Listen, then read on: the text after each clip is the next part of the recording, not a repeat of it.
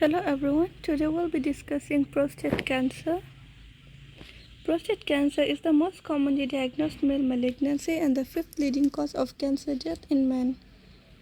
Globally, prostate cancer is the most commonly diagnosed malignancy in more than 50% of countries. Of note is there are no initial or early symptoms in most cases, but late symptoms may include fatigue due to anemia, bone pain, paralysis from spinal metastasis, and renal failure from bilateral ureteral obstruction. Diagnosis is primarily based on prostate-specific antigen testing and transrectal ultrasound-guided prostate tissue biopsies. When the cancer is limited to the prostate, it is considered localized and potentially curable. If the disease has spread to the bones or elsewhere outside the prostate, pain medications, bisphosphonates, rank ligand inhibitors, hormonal treatment, chemotherapy, radiopharmaceutical immunotherapy, focused radiation, and other targeted therapies can be used. The outcome of prostate cancer usually depends on the age, associated health problems, tumor histology, and the extent of cancer. Risk factors include male gender, older age, positive family history, increased height, obesity, hypertension, lack of exercise, persistently elevated testosterone levels, Agent Orange exposure, and ethnicity. Pathophysiology. So what we need to know is the prostate is roughly 3 centimeters long, about the size of a walnut, and it weighs approximately 20 grams. Its function is to produce about a third of the total seminal fluid. The prostate gland is located in the male pelvis at the base of the penis. It's below, inferior to the urinary bladder, and immediately anterior to the rectum. The prostate surrounds the posterior part of the urethra. The prostate is primarily glandular tissue which produces fluid that constitutes about 25% to 30% of the semen. The prostatic portion of the semen nourishes the sperm and provides alkalinity, which helps maintain a high pH. The prostate gland requires androgen, which is testosterone, to function optimally. So cancer usually begins with a mutation in the normal prostate glandular cells, usually beginning with the peripheral basal cells. So we need to know that prostate cancer is most commonly found in the peripheral zone, primarily that portion of the prostate that can be palpated via a digital rectal examination. Prostate cancer is an adenocarcinoma as it develops primarily from the glandular part of the organ and shows typical glandular patterns on microscopic examination. The cancer cells grow and begin to multiply, initially spreading to the immediately surrounding prostate tissue and forming a tumor nodule. Such a tumor may grow outside the prostate, which is extracapsular extension, or may remain localized within the prostate for decades. Prostate cancer commonly metastasizes to the bones and lymph nodes. Metastases to the bone are thought to be partially due to the prostatic venous plexus that drains into the vertebral veins. The prostate accumulates zinc and produces citrate. However, increased dietary or supplemental zinc and citrate do not appear to influence prostatic health or the development of prostate cancer. The Gleason scoring system. The Gleason prostate cancer score has been shown over time to be the most reliable and predictive histological grading system available. The Gleason scoring system is based on the microscopic arrangement, architecture, or pattern of the glands in the prostate rather than on the individual cellular characteristics that define most other cancers. The pattern is given a grade from 1 to 5, with 1 representing an almost normal microscopic glandular pattern, and appearance to 5 where no glandular architecture remains and there are only sheets of abnormal cells. The Gleason score always contains 2 grades in the form of numbers and then a total score. The predominant Gleason grading pattern is always the first number, which is 1 to 5, and the second number would be any secondary or minor pattern, which is also graded from 1 to 5. So the absolute best and lowest risk Gleason score would be Gleason 1 plus 1 2, which is the lowest form, and the worst high-grade pathology would be Gleason 5 plus 5 10.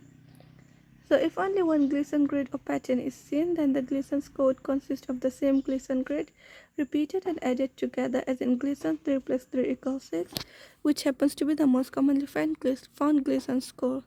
So what they mean is, when you look at the Gleason score, there are two patterns that are being looked at, okay? So one is the primary pattern, which what pattern you see first, that's from 1 to 5.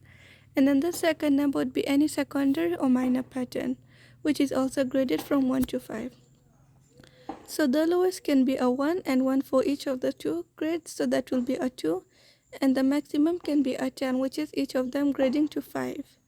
However, sometimes you may only see one Gleason grading pattern. So what you do is, if you only see one Gleason pattern on the primary, such as maybe if you have a 3 and you cannot see any minor pattern or any secondary pattern, so you assume even that is a 3, so it will be 3 plus 3 equals 6. So low grade tumors would be any Gleason score of 3 plus 3 equals 6 or less. Intermediate grade cancers would be a Gleason score of 3 plus 4 equals 7. This would mean that most of the tumor was Gleason grade 3, but a smaller portion was the more aggressive Gleason grade 4. A Gleason score of 4 plus 3 equals 7 or higher would be considered high-grade cancer. While architecture or pattern as described by the Gleason score is certainly a major component of the histological diagnosis of prostate cancer, it is not the only criterion. So typical Gleason scores range from 6 to 10. The higher the Gleason score, the more likely that the cancer will grow and spread quickly. Scores of 6 or less describe cancer cells that look similar to normal cells and suggest that the cancer is likely to grow slowly. A score of 7 suggests an intermediate risk for aggressive cancer. Scoring a 7 means that the primary score, which is the largest section of the tumor, scored a 3 or 4. Tumors with a primary score of 3 and a secondary score of 4 have a fairly good outlook, whereas cancers with a primary Gleason score of 4 and a secondary score of 3 are more likely to grow and spread. Scores of 8 or higher describe cancers that are likely to spread more rapidly. Those cancers are often referred to as poorly differentiated or high grade. The new Gleason scoring system. In 2016, WHO proposed a new classification system based on clinical experience with the old Gleason scoring system that suggested very little differences in clinical outcomes in lower Gleason score patients, but somewhat different ones in the higher grades. The following is a summary of the new Gleason system. So you can focus on the diagram. So when you look at group 1, so that is Gleason score less than or equal to 6. So this is where you see only individual discrete well-formed glands, as you can see on the diagram. Then group 2, this is Gleason score of 3 plus 4 equals 7. Of note is 3 plus 4 equals 7 and 4 plus 3 equals 7 are two different, okay?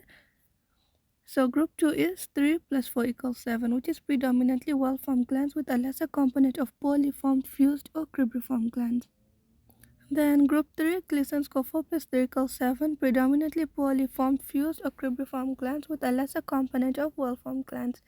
Then group 4 is Gleason score of 8, where you find only poorly formed or fused cribriform glands or predominantly well-formed glands with a lesser component lacking glands. Or predominantly lacking glands with a lesser component of well-formed glands. Then group 5 is Gleason scores 9 or 10, where they lack gland formation or with necrosis with or without poorly formed, fused or cribriform glands. So for a patient you're suspecting to have prostate cancer, what will you ask in history and what will you look for in physical examination? So what we need to know is that early prostate cancer is usually asymptomatic. However, it may sometimes cause symptoms that are similar to benign prostatic hyperplasia that include frequent urination, nocturia, difficulty in starting and maintaining a steady stream, hematuria, and dysuria. Prostate cancer may also be associated with problems involving sexual function and performance, such as difficulty in achieving an erection or painful ejaculation. And a family history of prostate cancer is a risk factor. The most common physical finding of prostate cancer is a firm or hard nodule on digital rectal examination. There might also be some asymmetry or general firmness on the exam. A rock-hard prostate would be very suggestive of at least locally advanced disease. Prostate cancer can result in spinal cord compression, causing tingling, leg weakness, pain, paralysis, and urinary and fecal incontinence. Metastatic prostate cancer can cause severe bone pain, often in the back, the vertebrae, pelvis, hips, or ribs. Spread into the femur usually to the proximal part of the bone.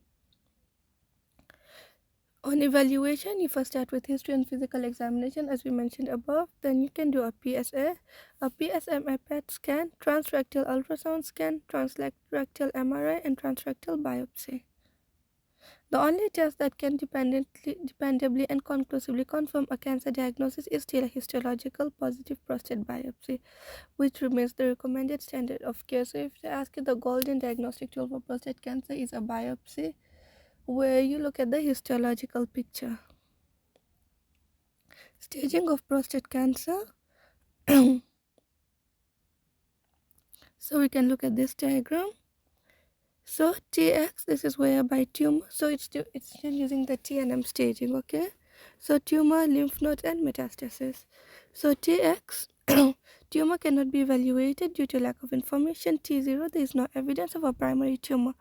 Then T1, tumor was not detected during a digital rectal exam and cannot be seen on imaging studies. T2, tumor can be detected during a digital rectal examination but is present in the prostate only. So 2A is tumor is in half or less than one side of the prostate. 2B, tumor is in more than half of one prostate lobe but has not yet invaded the other lobe. 2C, tumor is in both prostate lobes. Then T3, tumor extends outside the prostate. T3A, tumor extends outside the prostate on one or both sides. T3B, tumor has spread to the seminal vesicles, the glands on each side of the bladder. Then T4, tumor has spread to tissues near the prostate other than the seminal vesicles, such as the bladder or wall of the pelvis. Then regional lymph nodes. NX is nearby lymph nodes are not evaluated, and 0, no cancer cells are found in nearby lymph nodes, and 1, cancer cells are found in nearby lymph nodes. Then M is for distant metastasis. M0, cancer has not spread beyond the prostate. M1, cancer has spread beyond the prostate. So M1A, cancer has spread to distant lymph nodes. M1B, cancer has spread to bone. M1C, cancer has spread to another organ or site with or without bone disease. So when we look at the prostate cancer staging, so stage 1 is T1A, does not involve any lymph nodes, does not involve any metastasis. Then stage 2A, T1A, N0, M0, G2 to 4, Gleason grade 2 to 4. Then T1B, NO, and NEG is still stage 2. T1, NO, NEG, T2, NO, NEG. All these fall under stage 2. Then stage 3, once you get to T3, you automatically get into stage 3. Then N0, M0, and NEG, stage 4. So once you get to T4, N0, M0, NEG, that's still going to be stage 4. NET, N1, M0, NEG. So as long as a lymph node is affected, you get to stage 4. Okay, NET, NEN, M1, NEG. So basically, as long as you get distant metastasis, so you automatically get into stage 4. Management. So the first decision in managing prostate cancer is determining whether any treatment is needed. Prostate cancer, especially low-grade tumors, often grow so slowly that frequently no treatment is required, particularly in elderly patients and those with comorbidities that would reasonably limit life expectancy to 10 additional years or less. So treatment options include watchful waiting, surgery which can be a radical prostatectomy or pelvic lymphadenectomy or TURP, radiation therapy, hormone therapy using abiraterone acetate, estrogen, chemotherapy, targeted therapy, immunotherapy, bisphosphonate therapy. So this is my reference. So that's all about prostate cancer. If you like the video, please like, subscribe, and comment. Thank you.